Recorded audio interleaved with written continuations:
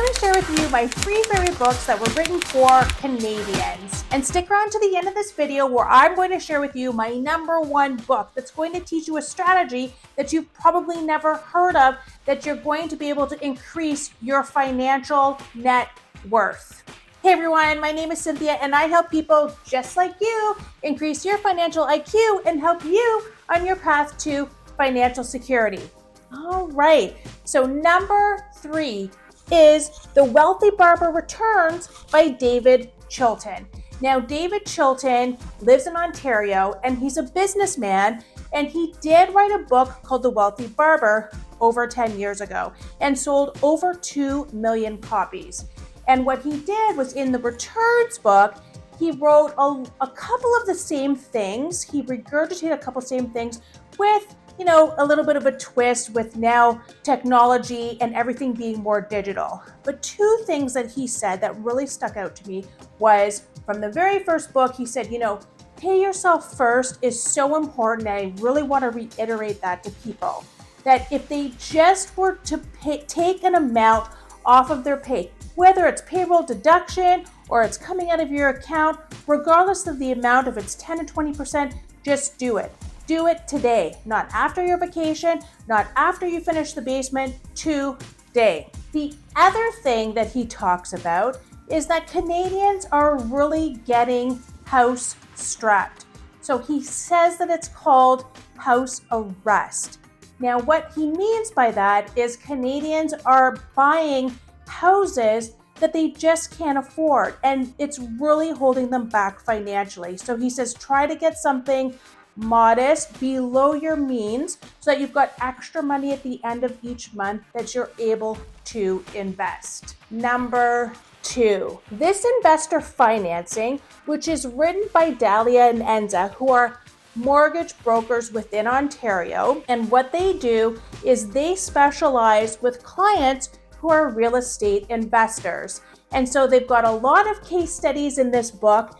And what they do in here is they're really teaching you the secrets of what lenders look at when you're purchasing residential rental properties.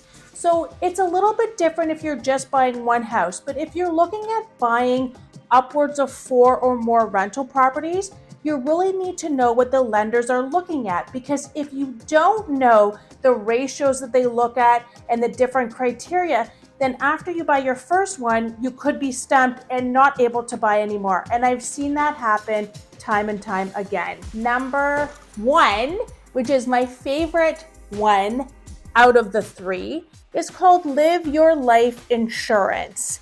And this is by Kim Butler, who is actually American, but also has sold tons of life insurance. And what I love about this book, is the Canadian version really talks about the Canadian way, is that it teaches you a concept called, remember I said that I was going to save you something special at the end? So I'm not sure if you've heard of infinite banking.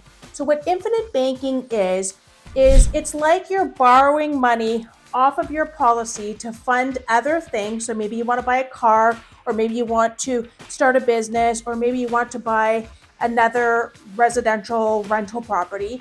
You can actually borrow money off of your whole life insurance policy. You're borrowing against your cash value. So you set up the policy and say it's $500,000 or $1 million, and you're making the payment every month, but you can have like a 20 pay and have it be done in 20 years. And the compounding interest within the policy still continues to grow even once you've paid for it. But while it's being set up and while you're putting in your payments every month, and then after a couple years, you build up what's called a cash value that also earns a minimum amount of an interest rate. And it could potentially earn more, but that you'll have to discuss with your insurance provider. I sold a ton of these policies when I sold life insurance for 4 years.